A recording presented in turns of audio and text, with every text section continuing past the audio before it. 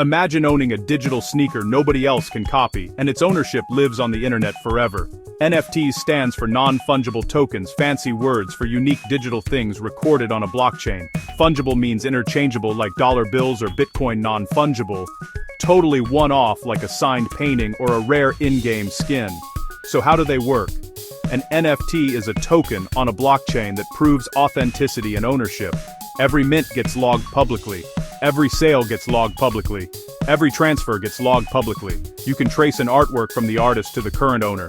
That transparency turns digital stuff from infinitely copyable to provably scarce. What can be an NFT? Art profile, Pix music, domain, names, concert tickets, trading cards, in-game items, real-world items, or memberships. Creators can earn on first sales and sometimes royalties every time the NFT resells. A game changer for artists and developers. Quick reality check.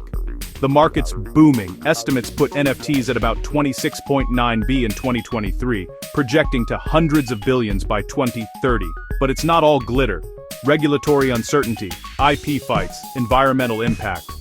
Bottom line, NFTs let you own and prove something digital in a way the internet hasn't before. Powerful for creators, collectors, the metaverse if we solve the challenges. Curious? Start by learning wallets, marketplaces, how authenticity is recorded.